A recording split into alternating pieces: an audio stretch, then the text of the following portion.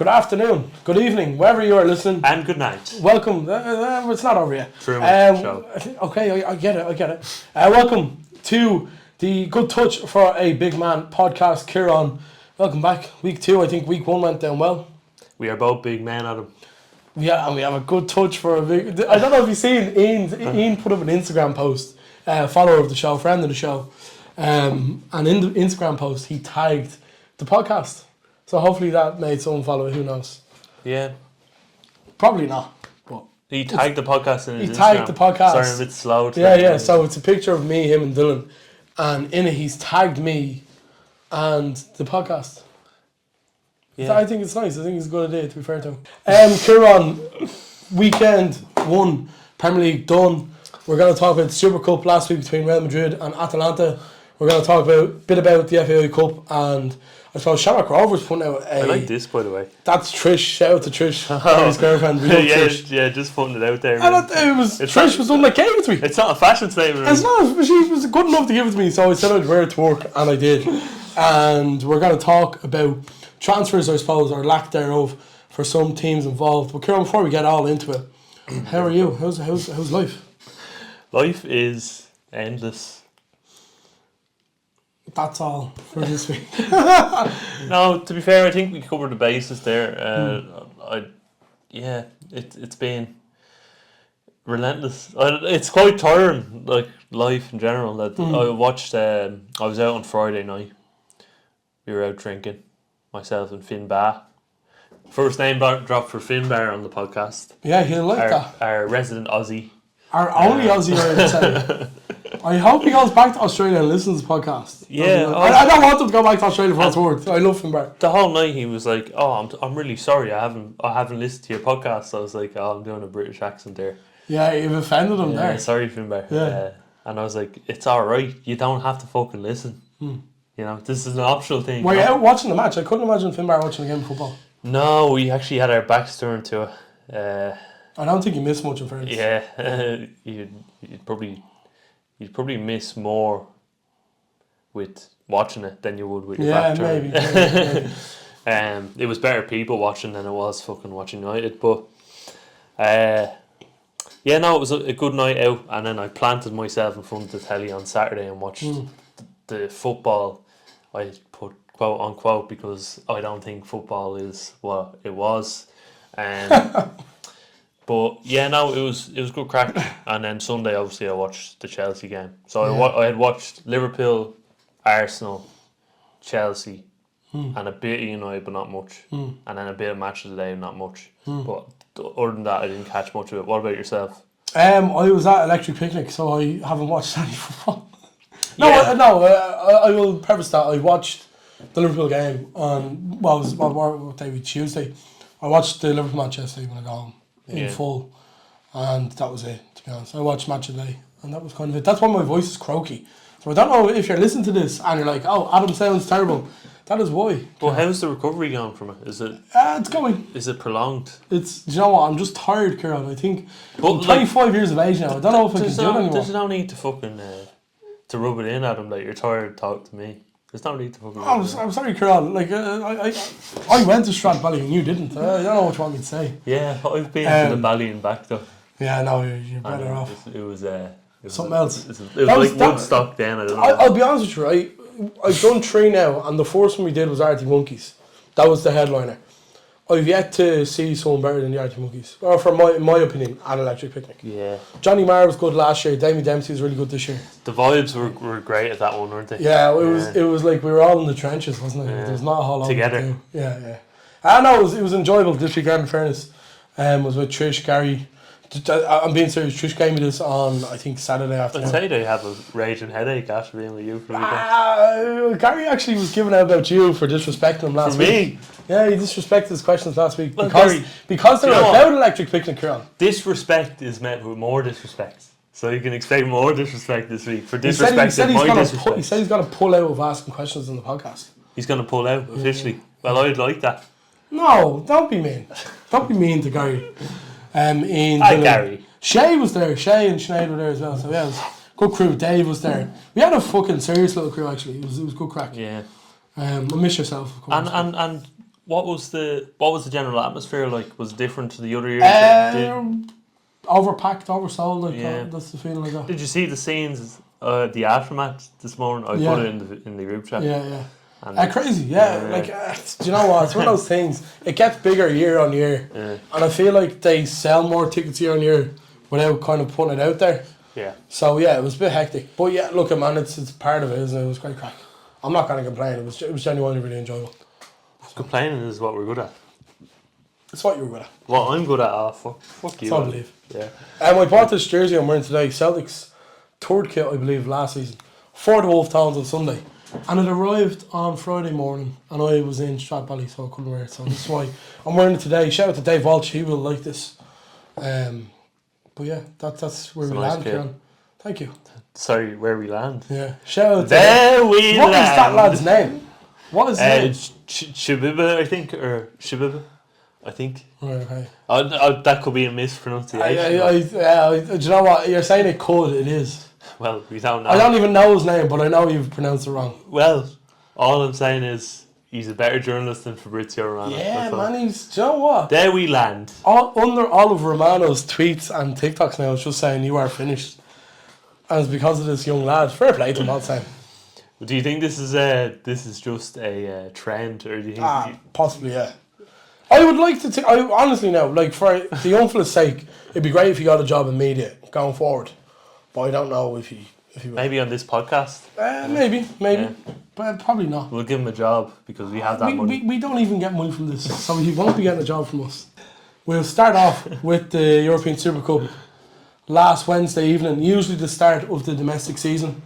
It was Real Madrid against Atalanta. You watched the game? I watched the second half. Right, okay. It would be a misquotation to say I watched the game. You literally told me before we started that you watched the game. I watched some of the game. You literally said you watched it, however. But no, like I watched the second half. The first half was 0-0, I believe. Anyway, yeah. So you don't miss much when it's 0-0. But I seen Mbappe scored. What was your thoughts on the game, Adam? No real thoughts. I just think Real Madrid looks so strong, and I don't see, like, we know how good they are in Europe. Obviously, they're the reigning Champions League champions. Like, they're defending it this season. And I don't see them not winning it. I'd be very... Like, I don't know who's going to stop them, would be my point. Domestically, like, you know, football's weird where things can happen. Like, Mbappe could get injured, Bellingham could get injured.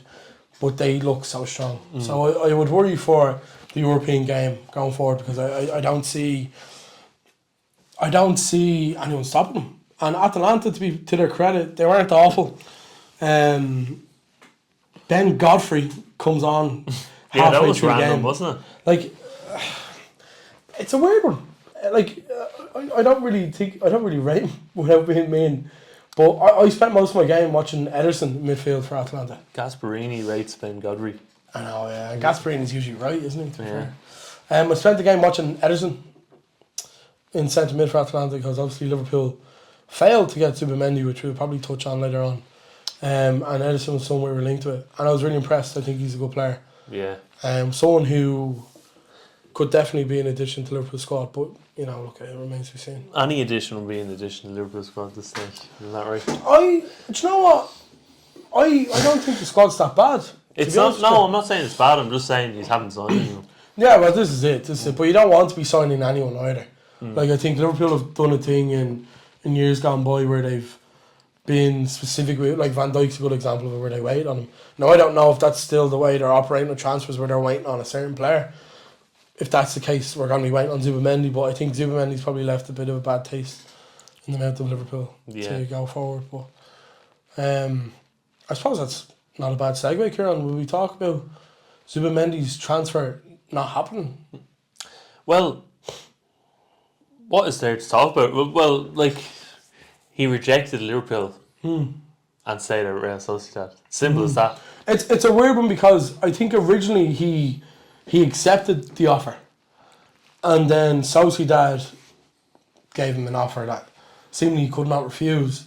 But the innuendo on Twitter now is that they're not living up to that. They're being tricky customers to deal with. So there was talks of Liverpool maybe going back in from. I wouldn't want to see that happen, really.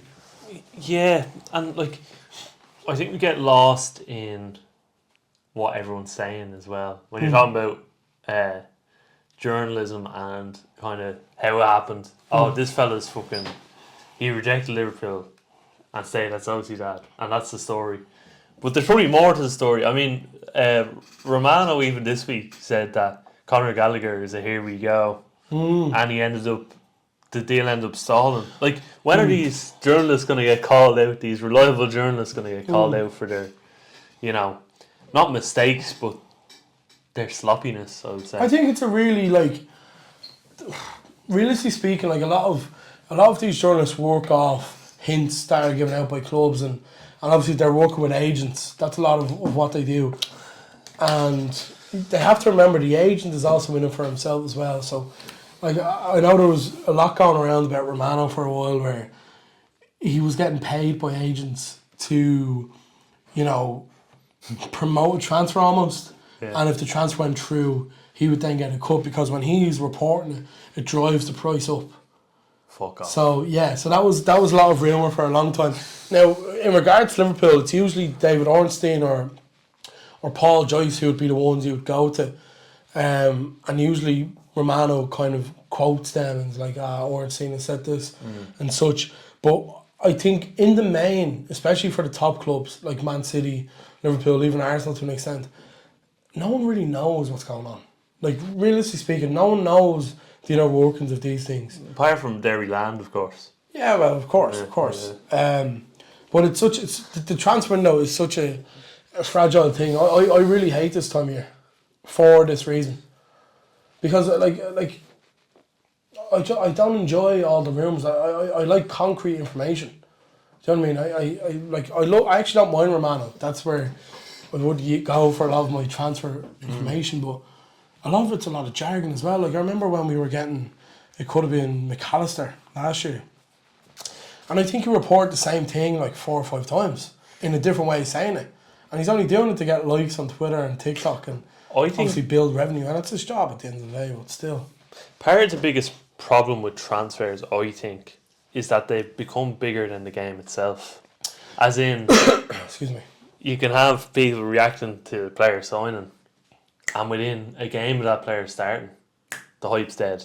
Yeah. You know, the transfer has become what the game should be. Yeah. I think. Because there's a lot of hype, but once a player slots into a system, they're just going to be playing in the system. It's not. There's no rewards to be reaped from signing a £100 million player anymore, in my opinion. Unless you're playing for a team that plays pragmatic I liked football. when transfers just happened. Yeah, well, this is it. What's wrong with a surprise? Do you know what I mean? And it's not even a surprise on them, but like these like Romano's a great example of it, and even Ornstein to an extent. They're reporting on something that may or may not happen. Like, there's no concrete information there. Yeah. Do you know? Or I love the term, just Liverpool for example. Liverpool are interested. I'm interested in a million and one things. Doesn't mean I'm going to get them. Do you know what I mean? And are you disappointed not to get Zubbimendi in the end? I think when the club put the offer that they put, and I think it's a weird way of working it in La Liga where when you trigger a release clause, the player has to pay it out or something, so you're giving money to him, and it's a whole ordeal in and of itself, and that's what it sounds like. And Zubbimendi to me sounds like a player who loves Sociedad, right? And it's his boyhood club, and he doesn't want to leave. And it's very rare as well, isn't it? But something like that nowadays. I'm thinking of, so Trent Alexander-Arnold is a good example of this. His contract is up at the end of the season. And if he goes, Liverpool fans will all be heartbroken. But we will want them to stay. So do Chelsea fans and United fans. Do you know what I mean? They want him to stay. It's a weird one where the player loves the club and he wants to stay, and you can't stop someone from wanting to stay at the club that they love. Yeah. That would be my main thing. And look, to be honest with you, it's quite embarrassing how it's all after turn now. Because Liverpool, essentially, I think they triggered the release clause, and then so started like, nah, hold on to your horses. And then we stare, and now it's like Liverpool don't have a plan B. And for a club function at a high level, you have to have plans in place if things don't go wrong. And it just wasn't. So it's frustrating. Yeah, absolutely. What do you think of the theory that Klopp, the reason is Klopp's pull isn't there, is why he didn't go? Do you think there's grounds behind that? It could very well, but does Slot have the pull power? Not yet. Not yet. Potentially not yet. But he has. That's something you build up. It's not something you just come into unless you've been in the game for a long time. Like Klopp had been working with Mainz, with Dortmund. He comes into Liverpool with a big reputation. Yeah. You know, he meets these players and he tracks them to the club, but it's a fragile thing. Like, and I seen Arne Slot the weekend, and he's a different character altogether, isn't he? He's very much laid back, and he's not as full throttle, I wouldn't say. Yeah, I think he's boring. I'm gonna call it out here. I think he's a boring Dutch, like all the Dutch are. He could Ten be. Hag, they're all very stern people, and he's not gonna play the champagne football that Liverpool played under Klopp, in my opinion. I disagree with you, because I think from watching the game on Saturday, rewatching the game. Great on Saturday, segue, by the way. Sorry. I was going to ask you about Joao Felix, but we'll get to that later. From watching the game on Saturday, from Saturday, some of the football we played was really good. It wasn't exciting though.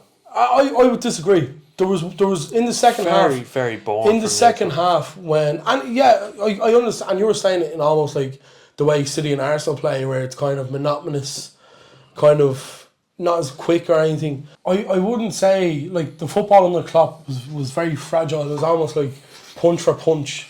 It was almost like Muhammad Ali in the sense where he's leaning on the ropes and he's getting hit, and it was all about how hard he could hit. And defensively very strong for a lot of it, but especially last season where there was games where you're being counted on with the greatest of ease, and Saturday felt like a lot of structure. It felt like a team who the cogs were turning, and I think if this gets to a well-oiled machine, I do think Liverpool will be very dangerous, because I've seen a lot on Saturday that point towards that. I'm not going to say I'd be confident in them doing really well. Yeah. I think top four in a run in Champions League and maybe a cup would be a good season for Slot in his first season, let's be honest. And yeah, as soon as we got the first goal on Saturday, we were playing really good stuff, and I think that'll weed itself out. I know why you don't enjoy it, and it was the reason why I was apprehensive last week about it. But I'm saying that he's not going to play the champagne football that Klopp played, which is true in my opinion. But it's a different style of football. It's a different style of football. Would you class Klopp's football as champagne football? It was a more exciting brand of football than what this guy is going to play. Yeah, and it is. I think I made that point last week as well. But having seen them, I still think there's elements of Klopp's game in it. Not to the same extent, but I get what you're saying, because I watched the second half and he's still kind of the three attackers up front are gonna be strong for Liverpool. It's a similar thing. They are quick. They're building up quick, whatever. But I think in general play, this fella goes with the tempo of the game, and he is gonna play some boring brand of football, in my opinion, that compares to the likes of Arteta, Guardiola, even Maresca, who I'm going to call out as a boring style of play as well. I disagree, because we're not going to fucking hide from this. I disagree because of like the back four of Liverpool is even a good example of it, because like even Arsenal play with four centre halves as the fullbacks. City, I think, had Lewis the weekend, but generally speaking, they have three centre halves playing most weeks. Like Trent on the weekend coming into midfield, and like I get it, and it's very similar to Pep and Arteta, but I think it's different as well. You're talking about the backs. This fella took off Kwanzaa for not winning enough duels. That is some bullshit football hipster term. How is that boring? It's not boring. It's just going with the flow of all the other managers. It's going with the flow of the game. He's spotted an issue and he's rectified it. Duels. How is that boring? Duels. I don't get your point though. How is someone not playing well and being taken off bad management? Or boring management? I'm not talking about him getting taken off. I'm talking about the reason he was taken off. For not winning enough duels. So when is that thing? But he didn't in the first half. He was almost being targeted by Ipswich in the first half. I watched the game, the first half. It was 0-0. It wasn't a case where Ipswich went 1-2. To be fair, they didn't create a lot of Ipswich in the whole game. I didn't think. I think this fella, he's not. He might win stuff. He might win stuff going forward, But I think he's another fucker who's going to destroy the game in terms of how he plays football. That's my opinion on it. The fact someone gets taken off for not winning enough duels is absolutely correct. Is the problem with football It's today. not the problem with football. It is the problem with football. It's not the problem It's with the football. exact problem. And it's literally not the problem with football. These fucking Kwanzaa hipsters are going to ruin the game. Kwanzaa was having a bad game. And he gets taken off. Like, I don't understand the issue A with that. bad game. It's as if he conceded 4 or 5. He conceded 0 and he gets taken off. Yeah, but that's the standard though, Kieran. That's not the standard. That's a standard. That's the fucking... These people's standards that are ruining the game today. No, yeah. All These these managers bringing tactics into the equation, bringing duels into the equation. A high standard is what you're complaining about. Can we not go back to the wet brain football that we used to play? You can't say that. Sorry, sorry, I can't say that. You actually can't. I'm sorry, you actually can't say that.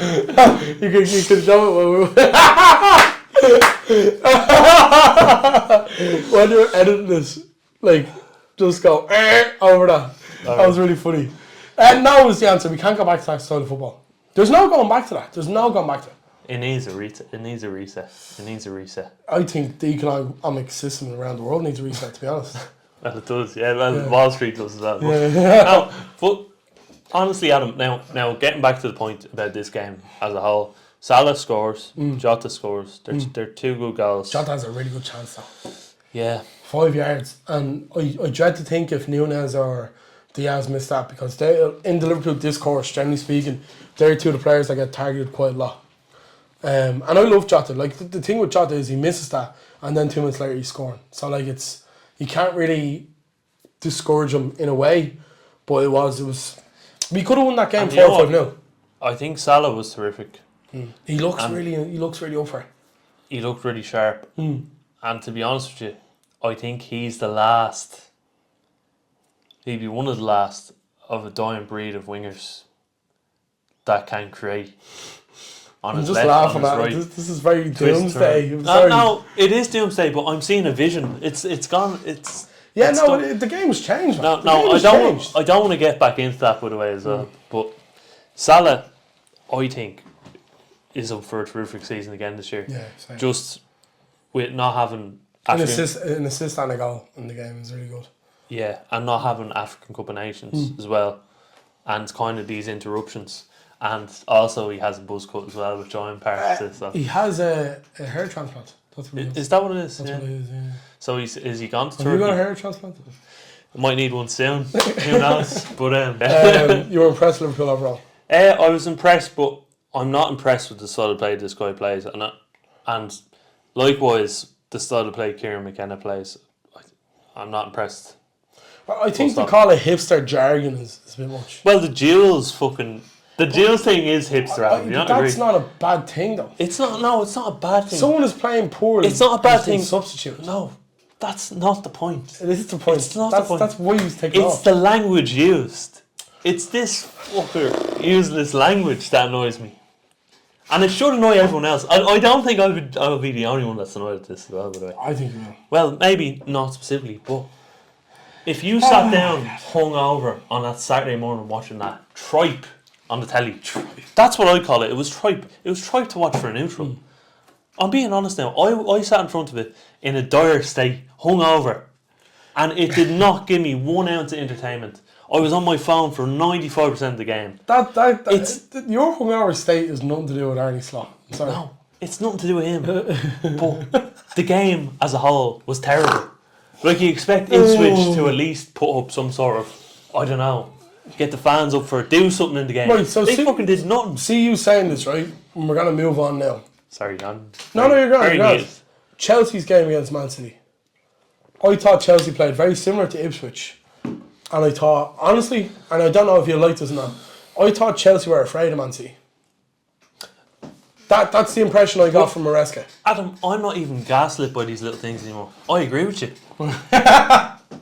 This thing... It's a disaster, man. It's a disaster at the minute. I think the whole fucking game's a disaster. But no, stop it. Yeah, I'll stop it. But Man City, right, they do exactly what we were expecting them to do. Yeah. And by the way, Rico Lewis... Yeah, very good. ...was terrific. Him and Silvinho, what's his name? Unbelievable. But this is my point about these lads.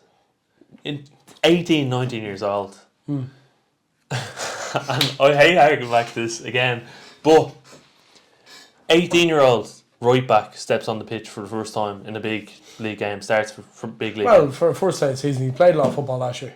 Not one Chelsea player takes responsibility and clatters into the fucker from the start. Let him know. Let him know he was there. Yeah. What happened? What has happened to the game? Yeah. This fella is nutmegging some of our most experienced players in a game like this. That would never be allowed to happen 10, 15 years ago.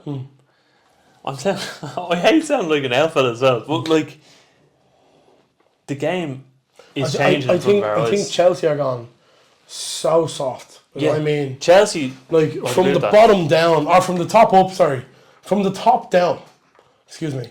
Chelsea have gone so soft. Like, and I was looking at something yesterday. I'm gonna read it out. Actually, and the fans have gone soft as well. Let's be honest. The fans have gone soft. I would say my phone, including myself. So it's a list of players not in the Chelsea squad, right? So there's 23 here. I'll go through them as quick as possible. I don't know if you want to put a graphic of these. Has been. You can send that to me. I'll throw it up. Axel Disasi, Tosin Adebayo, who was brought in summer. He was brought in summer to play for Chelsea. Raheem Sterling, Trevor Chalobah, Charney Chukwuemeka, Ben Chilwell, Conor Gallagher, Reece James, Georgie Petrovic, Cesar Cassidy, who played under Maresca last season, Tariq George, Josh Achakpom, David Washington. Are these real names? David Washington. Omari Kellyman, Angelo Gabriel, Marcus Bettinelli, Lucas Bergstrom, Kepa Arrizabalaga, Bashir Humphries, Tino Anjorin, Armando Broja, David Datro Fofana, and Romelu Lukaku. There's a few players in that list that are getting sold. But I believe that Chelsea could use them. And one of them was Raheem Sterling. He put out a statement I know on exactly. Sunday, which is bollocks, by the way. The statement is bollocks, because that list just shows that there's 22 other players who weren't involved in the squad. But I think it's I do believe Sterling could be used, could be useful. Useful in what way? I think he's an experienced head. He's a winner. He's won plenty of things. And I think Maresca kind of opted not to use him. So did Wes Brown. And, but these were players that were used. Listen, you're against Sterling, I can tell. No, I'm baffled by the statement, considering Sterling has been terrible for the last 3 seasons. Yeah. Whether he can be used or not, maybe in the under 21s or on the reserves, or maybe to make a few quid. But I don't think in the matchday squad. I don't rate him. Never have. I think he was for Man City. He got a lot of goals and assists as a result of the team around him. Liverpool, he couldn't finish his dinner. He gets into a lot of good positions in and around the box to create chances, but his end product's not good enough. I think the thing with Sterling at City was he got in those positions, but he got in them like 6 or 7 times in the game. Yeah. Yeah. And he was found more often. Essentially. He had a very good supply line at City. The supply line at Liverpool was also good. The supply line at Chelsea is a fucking joke. But he is not the answer to our attacking woes, in my opinion. I think he could be useful though. I think Maresca's potentially starting a fight that he doesn't want to start. I think that ship has sailed, Raheem Sterling. I think the ship has sailed with a lot of players in the team. So look, Sterling mightn't be the answer to Chelsea's problems. But is the returning Joao Felix? No. I think Chelsea... Misery, all the flipping way. I think Chelsea has a lot of problems. Going back to the centre-backs, Wesley Fofana, I predict to get injured in the next few weeks. Yeah, I'm not just saying that. He's just extremely injury prone. Colwill should be alright, but he might get injured as well. And in that case, you're left with the Sazi and Tosin Adebayo. Paddy Sheila, is he still knocking about? Paddy Sheila, yeah. Well, these are players that were brought in during the bowl year, unproven. And this is part of my problem, because they signed Neto, they signed Joao Felix. I would say good signings. Why wasn't this being done at the the start of the recruitment process. I still don't think Neto's a good signing. Mm. I don't think he'll play enough games for Chelsea. Felix, I think, has probably been mismanaged his whole career. Let me reword that then. Better signings than the other ones that they have made during this window, which is true. You have to agree with that now. I think the best signing Chelsea have made is Palmer. Palmer, yeah, but and Lavia looked a good player. That's one shit thrown at the wall. Yeah, Lavia looked really good. Lavia's good. Lavia looks good. I'd say I was kind of jealous looking at him because he was one that I really wanted Liverpool to get more so over Casado or even Enzo. Yeah. I thought I'm not slating you, or I'm not trying to gaslight you here when I say this. I think Enzo Fernandez is a poor choice for captain, and I don't think he's up to it. I really don't think he's up to it. I think he's getting a lot of abuse, unnecessary abuse from people, considering the state of the general club right now. And who's at fault really is the owners and the model that they have and the sort of scattergun approach. I would call it scattergun. There's 40 players in there. They're not selling on players. There's no strategy. You can't blame Bowley for Enzo playing poorly. I'm sorry, you can't. You can't. If he's not doing it on the pitch, you can't go. Well, I absolutely can. Bowley. You can't. No, because he signed. It's wrong. Yeah, but how is that his problem that Enzo's playing bad? You're saying he's getting unnecessary abuse. He's getting abuse, unnecessary or not, because he's being a scapegoat. But he's playing poorly. For the bigger problem. Bowley's also getting abused. Which is Bowley. But Lavia comes into the team, slots in. It's not even Bowley's fault as well, but it's him and the other guy who seems to be in the shadows and is immune from abuse. Yeah. You know what I mean? And the sporting directors who are also immune from abuse. I just think so. Bowley is the scapegoat for the wider ownership.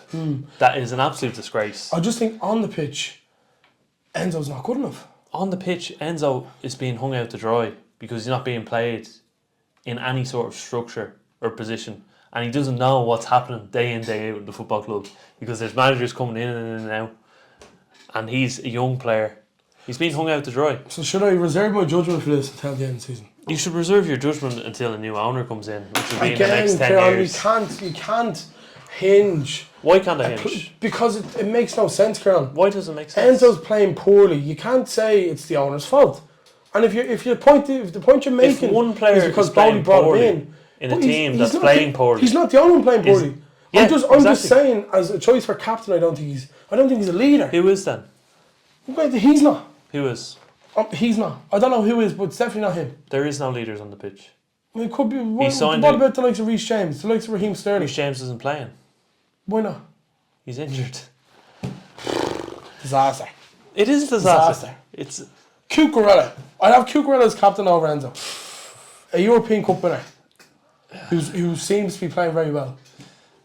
Cole Palmer. But that's a sad state of affairs. They're even name dropping him as the It is, Kieran, but I think the point stands. Enzo hasn't been good enough. That's my point. Now we're going to look at Man City. But I think Enzo's being picked on because he is looked on as a World Cup winner and he's put on this pedestal. He's getting picked on for that reason. He's not getting picked on. He's not playing like a World Cup winner because he doesn't have any confidence in that team. Because the team is being ran like a fucking circus. But if he has no confidence in the team, then why is he captain of the team? I don't know. Ask the manager. No, I'm just saying. The manager. We're looking here, right? Connery having the wall. It's also wrong, by the way. We're in August. With Conor Gallagher. Doesn't sound much like care now. I don't care anymore. That's a leader. And they're getting rid of him. This is it. This is the ownership. Don't get it. Man City, Kieran. Mateo Kovacic, for me, was man of the match on the day. Really strong player. He gave Enzo and Lavia, who replaced him, by the way, the run around. Yeah, well, for most of the game. You let a player like this go for 40 million. It's an absolute joke. And by the way, the whole spine of the team let go at the same time. Kovacic, Jorginho, Werner, Havertz, Mount, all let go. This is European Cup running team. Sort of clowns are doing it. By the way, Kovacic played absolutely brilliant. He was nicking the ball left, right, and centre. I don't think, honestly, I've seen him play as well. In a Chelsea shirt, in a Madrid shirt, that's one of his best games I've ever seen. It's crazy. And it could be it could be down to the opposition. But what did you think of Man City on the day? I thought they were very good considering they didn't have all their fully fit squad. But I think they were in second or third gear, which worries me because they weren't playing in first gear and we couldn't put it up to them then. Now we have a whole season of implementing a new style of play. It's very worrying times. Players come back as well. Yeah. I'd be very worried. But enough about Chelsea. I'm tired of talking. I'm tired. I don't even have an interest anymore. That was kind of the weekend, really. I think the big talking points. Obviously, Spurs drew 1-1 last night. United won 1-0. Kieran, the smash and grab. I thought. I didn't think they looked great from what I've seen. Good goal from Zerki. Yeah, it was a good position. Shout out to Willa. Xerxes. Yeah. Shout out to Willa, who I think was ahead of the curve. He did ask us for Xerxes analysis, but he did look well when he came on. But I wouldn't be hinging my prospects on him really. No. But good finish though. Yeah. And Arsenal, it'd be interesting. Would he challenge Højlund for that position? Probably not. Højlund has a good touch for a big man. So. Yeah, I don't know. I think it's too early on to decide who will start for United, but Arsenal Kieran win as well. Convincing, I think. Terrible to watch. The three teams that I think, for my money, will be challenging for the title all looked really convincing in their game. So us, Arsenal and City, I think all three of the teams. It's really a sad state for football that those three teams. A sad indictment on football that those three teams, if they win the league, it will be one of them. Well, it will be one of them. Yeah.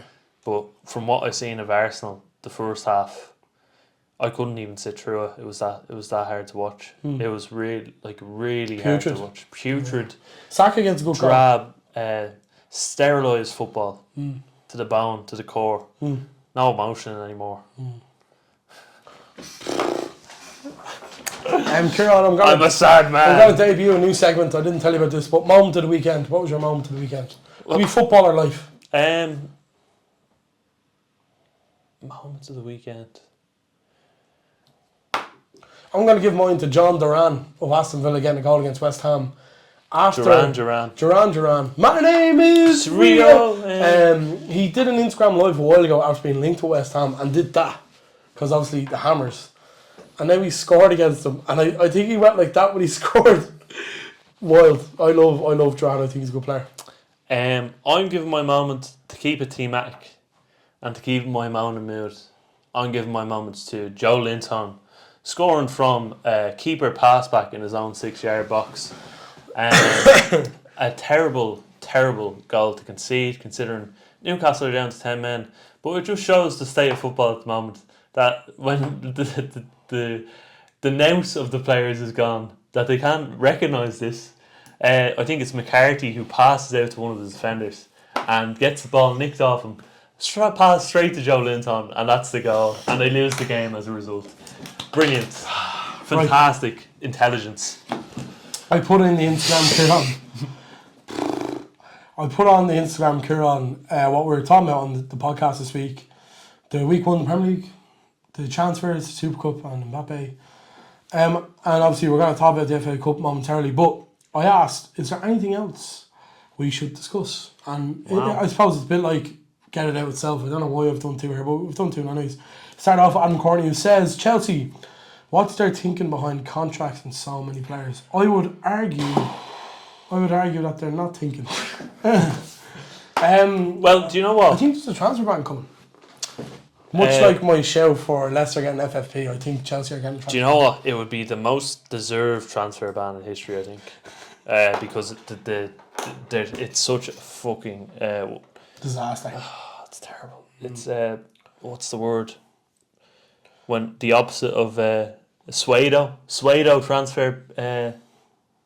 transfer business. I don't really understand the point you're making. It's essentially the opposite of intelligence. Okay. When someone's a pseudo intellectual, they're a fucking idiot, and that describes. Is there any need for the use of the word pseudo there? It just came to mind. It came to mind. It's like these transfer. You throw shit at the wall, something's gonna stick. Land, yeah. And Cole Palmer's stuck, and one of these transfers is gonna stick, probably Neto, but. There's been a $1.5 billion spent, and these Chelsea fans are trying to justify this amount of money for this little output I see the little Twitter follow. I've deleted Twitter. I'm just realising the lights aren't on. Sorry. It's a bit late now. We don't have to do it now. We'll turn them on. These little Twitter merchants are trying to justify this 1.5 billion Twitter spent merchants. and saying it's a good thing and Maresco's going to build something. Well, it's about fucking time. That's all I have to say. Speaking of the future, Adam says, and also, what does the next 5-10 years look like for Chelsea under these owners? Loaded. I think they make loads of money and then leave.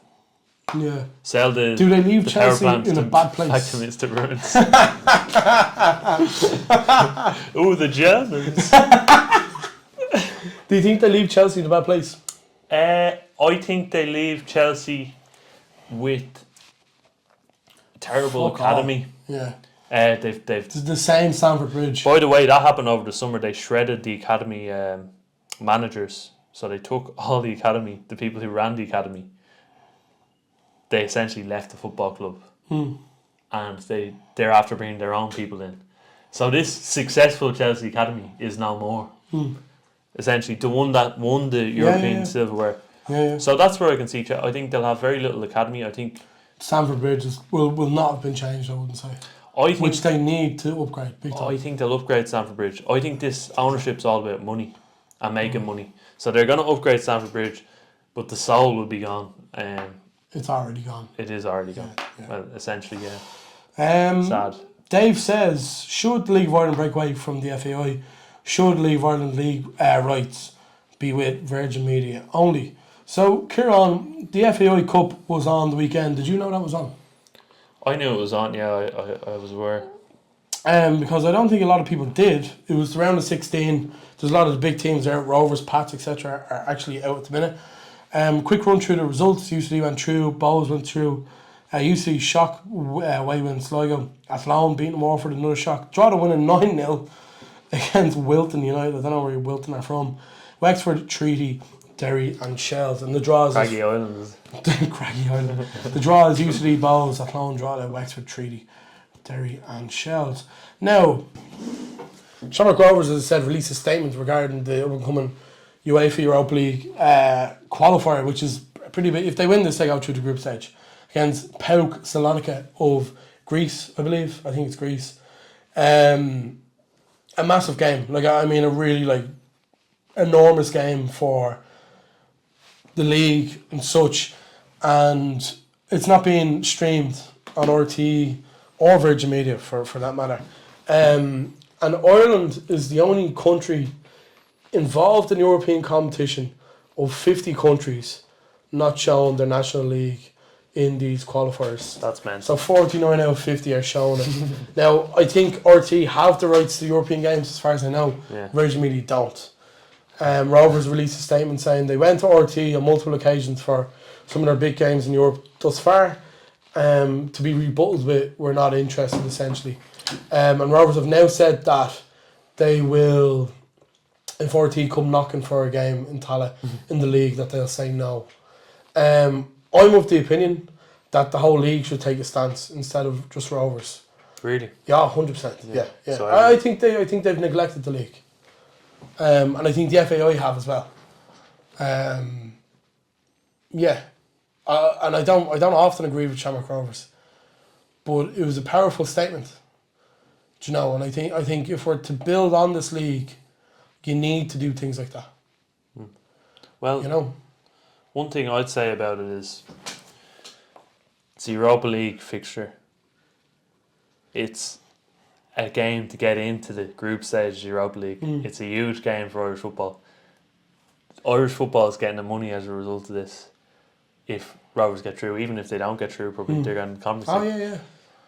And we'll have, come September, we'll have Richie Sadler, Stephen Kelly, Darren Maloney, whoever else, Kevin Doyle, sitting in a studio, criticising the football the Irish team are playing against England. Yeah.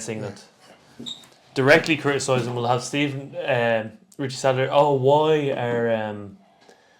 are all the players so bad, and why aren't they getting their game? If these same people aren't shown a game of this importance, this is the hypocrisy that you talk about and everyone else who watches League of Ireland. Not necessarily me, because I wouldn't watch it that often. But I'm aware of the ignorance that these people, they hold all the power to show these games, yet they refuse to use it. People like me, uneducated people on League of Ireland, it's a whole league that's shut off from us watching, and it's our own national league. Yeah. And yet they'd show, I don't know, the Rugby Pro 14 on a Saturday, or they'd show, Premier League highlights on RT News, or they'd show, GAA games. Although they're even neglecting the GAA as well at this point.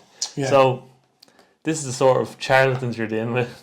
It's a reflection of the country at the moment. It's a really sad state of affairs. Yeah. I was at home yesterday in my my hungover state, following EP, and I was scrolling through Instagram and I came across this post. Kieran I'll send it to him. You clip it now, put it up. It's a post from Ireland Football, tweeting Premier League debut tick mark, Sammy Smollick's ex Jack Taylor. I replied. And I never usually do these things. What's worth? I'm not a strange man. Well, maybe I am, but not in that sense. I said, that's class. What about the FAI Cup this weekend, lads? Now, if you go on this account, Kieran, which I'm showing you right now, I'm showing you all these posts. There's not one thing about the FAI Cup. Now, I was pointed out in the comments brilliantly from Ollie BO 304, the 304th Ollie BO. He says that's not covered in this account, it's covered by the FAI Ireland account. That's fair enough, that's my mistake. But I also think Ireland football, if they're tweeting stuff about this, okay, about two players making the debut, why aren't they tweeting about Aidan O'Brien going back to Shells and scoring in the Cup? Aidan O'Brien, who's an Ireland international, who scored for Ireland. Shawnee Maguire going back to Cork in the 4th division. There's not one tweet or Instagram post about that. But they're tweeting about Sammy Smollick, who's played for Ireland 4 times, yet to score 1 goal. For the longest time, wouldn't play for the country. And Jack Taylor, who has 0 international caps. Yeah. Someone replied, 2 Irish national team players playing in the team. Taylor has 0 international caps. It's a good point. He's yet to play football for Ireland. Yeah, no, it's a good point. So what in the name of Jesus has 2 players making the debut in the Premier League? Losing, by the way, got anything to do with the league or with the country? I really don't see it. And I was really angry, and you can probably tell how angry I am by my impression here. Yeah. The way the league runs a shambles. It's very frustrating. And should Virgin Media get the rights? Yeah, maybe. Will they do anything? Who knows? But that's why it's so good to have someone of the profile of Damien Duff calling out stuff like this now. Yeah. Whereas he didn't have that before. You have a player that's played in this league that they're promoting, calling out that bollocks, which I think is a good thing. But anyway. Sorry for the rant. Apologies for the rant. No, I think it's right to talk about. Sean Hendrick says, might be something for a different podcast, but caffeine doping in football is rife. I think he's saying this after, I don't know if you've seen the video, Jamie Vardy at half-time last night, having a Red Bull before going out for the second half. And I think it's a valid point. I think it's obviously it's not good for the heart to be drinking so much energy drinks, and I think snus, nicotine, is used by Premier League footballers quite a lot as well. What are your thoughts, Kieran, or do you have any thoughts really? Listen, I will not have slander against caffeine in this podcast. Give it a rest. Caffeine keeps me alive every day. So I refuse to comment. What about you, Adam? I agree, and he says it here, remind me, because Vardy drank a can of Red Bull at half time. Yeah, look, there's always something to complain about, isn't there? There is. I don't think Sean's complaining. I think he's making a good point in the sense that, like, if you were looking at Jamie Vardy having a can of Red Bull at 9 o'clock at night, like, young children are very impressionable. They will see these things. Leaves them matter. No, they'll have a great time. There's no point. Woodger says, Derby Friday night predictions, Shells playing Bows. Kieran, quick one. Thoughts? I have very minimal talks. This is a league game, obviously. I'm showing my knowledge here. Yeah. But you're as bad as the FAI. I am. I love moaning about them though. I'm gonna say Shells win it just because they're top of the league and Bowes are near the bottom. Yeah. That's my thoughts. If you're putting a gun to my head, I would say Shells will win, but Bowes will make it hard. But like Bowes, as bad as they are, they're a coherent football side. They will put together. Reynolds will put together a performance against Shells. Don't know if they'll win. They might draw, but I would say Shells will win, but Bowes will make it very, very tough. Fairs. Jack Ryan says Shells' last games in the league. How will they play out? Fucking hell, Jacko. That's about 10 games. I'm not predicting 10 games now. Sorry. He does say Gary Vav section is needed, and good man, Jacko, because we're moving on to Gary Vav's section. Get it out. No. Gary's back. Jesus Christ, man! Some of these questions and answers. He says, favorite kind of dog. I would say me or you, Adam. That would be my favourite type of dog because we're both dogs. Jesus, wet man. Dachshund would be my. Dachshund. Yeah, I like sausage dogs. Yeah. Say that again. Dachshund. Dachshund. Dachshund. Dachshund. Dachshund, jawohl, ich spreche ein bisschen Deutsch. My favourite dog, I very much like the Border Collie as a dog. I think it's a very good hoarder of sheep and animals. And I like how it's born to do that. No other dog is born to do something. Gary says if you could bring back 3 players to improve your team right now, who would they be? Must be a position you think needs strengthening. John O'B. McKell, Michael Essien and Claude Makalele. Okay. I didn't know if he meant all time. I thought he meant still playing. I'm picking midfield as well. I love Fabinho. Javier Mascherano. What a shithouse he was. And you know what? I'll go with left back as well. Who would I love to bring back at left back? Don't know why I didn't say Kante actually. Left back. Yeah, he went with Mikel for some reason. Yeah. And we had good, I don't really want John Anarisa back at Liverpool, to be honest. I'll just go another midfielder. Easy one, Steven Gerrard, but I wouldn't. Would he fit? Yeah, he would. He's Gerrard's quality, wasn't it? Yeah, I'll go Fabinho, Mascherano or Gerrard. I think Liverpool's midfield is the weak point. I do think it's quite strong. For what's worth, I thought Gravenberch played really well on Saturday. I thought he performed well, exceeded what my expectations. Don't know if I'd want him there all season, but I did think he played well. Gary says, will Cran be partying with midgets in Bruges? Don't know if you can say that, Gary. I'm going to have to cut that out. Why? It's a derogatory term for a small person. Gary says, can you make an 11 of soft drinks? Not today, Gary, but it's some for the future, maybe. I haven't got time, Cran. People love these long-winded questions. Yeah. We're on Get It Out now for what it's worth. Yeah. Yeah, well, Get It Out. I thought I made that clear when Jack asked about Gary. David Mullery says Mount Rushmore of FPL. So 4 players who epitomise fancy Premier League. At the moment? Well, I think, generally speaking. Ever. Ever. That's what Mount Rushmore is. Michu. I was going to say Michu for the 2012-2013 season. I'm going to say Salah for all his... Every season, yeah. Haaland.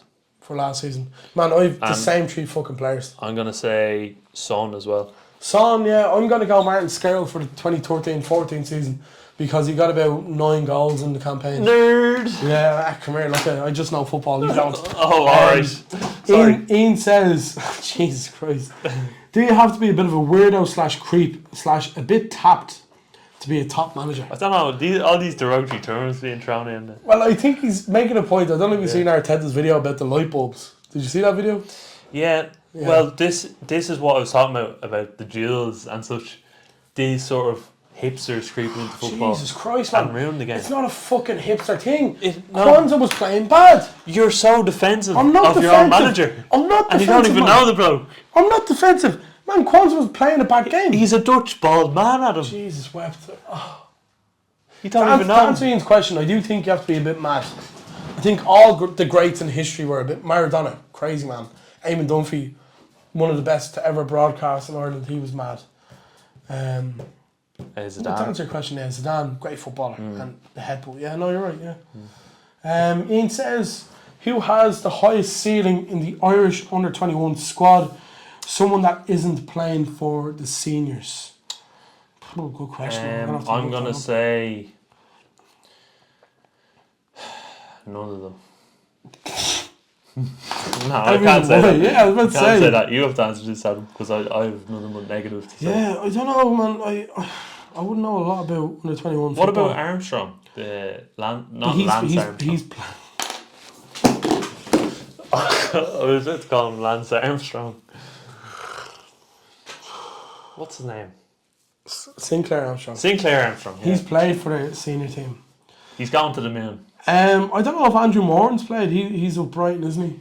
Brighton, he's with Stoke now. I think Joe Hodge as well. He was good when he was with Wolves. I don't know if he's played at senior level for Ireland yet, but I think he'll be good if he gets a chance. Two midfielders that I think actually could be useful as well. Corus as well. Sam Corus was with Pats. He's over in England now. I think he's playing with Sheffield United. Yeah, he's another one who's quite good. So I'd go with one of those three. Joe Hodge, I actually really do like Joe Hodge. He gave Fabinho the run around a couple of seasons ago. So I'd say Joe Hodge. Joe Hodge, yeah. Still have. You were going to go with Lance Armstrong.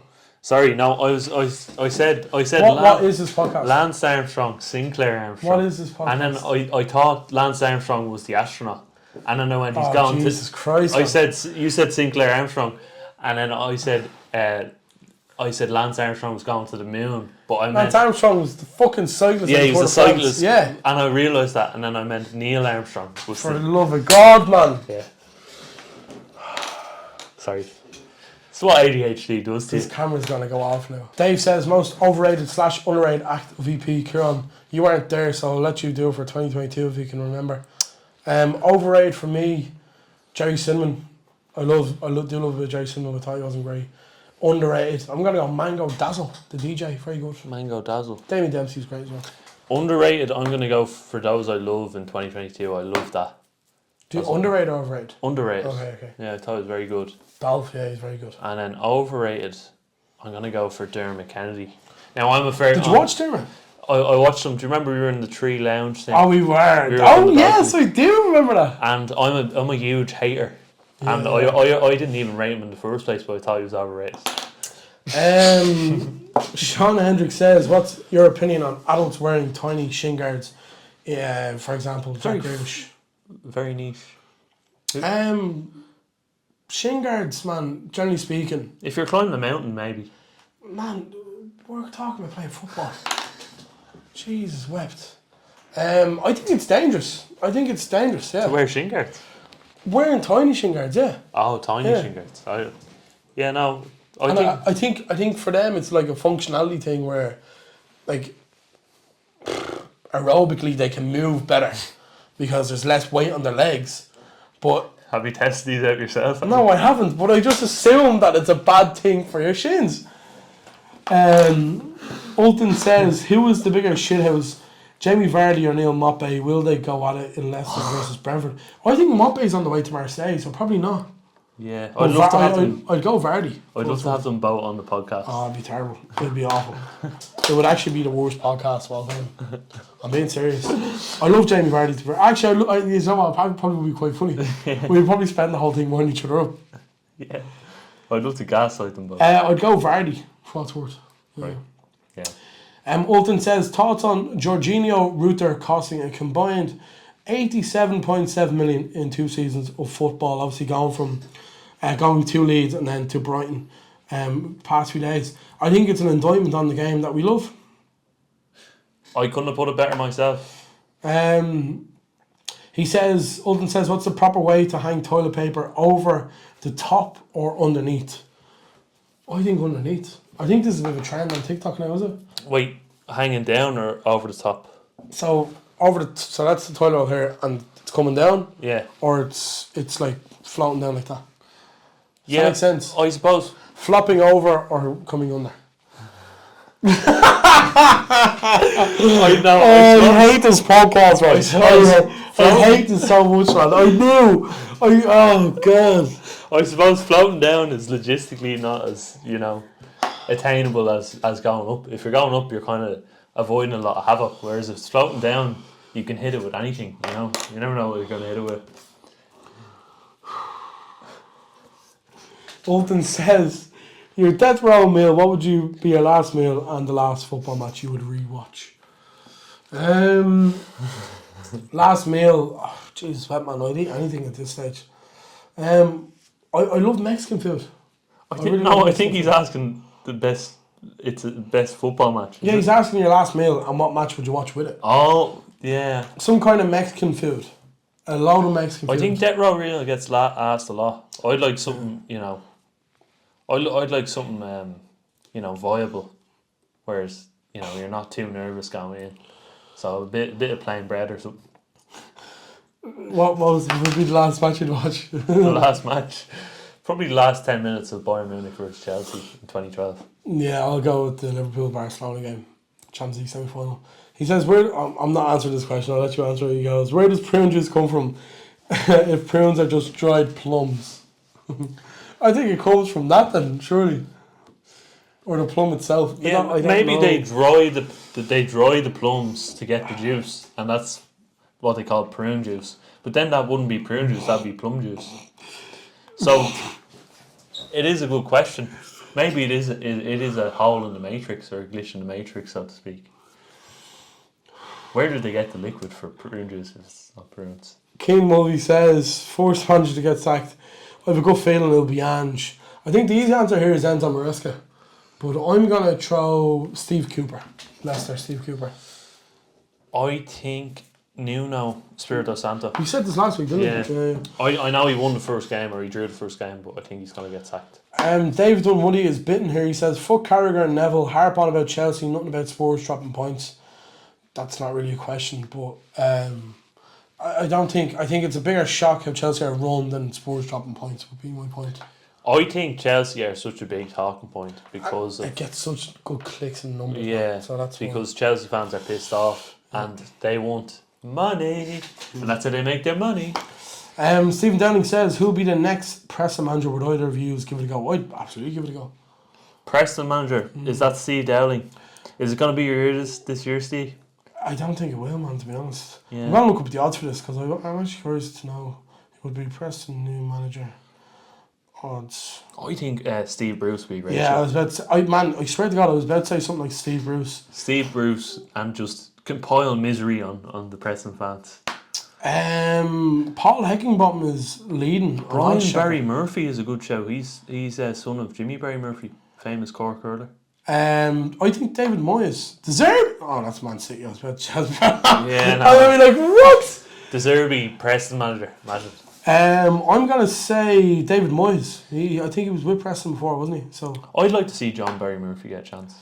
Adam Fatty says top 3 taps in a pub. I'm gonna say Guinness. I'm gonna say Moretti, and I'm gonna say the hot water tap in the Jacks. Yeah, I don't think Guinness is hit and miss for me, so it's got to go Smittix. It's got to go, I think, a consistent lager maybe.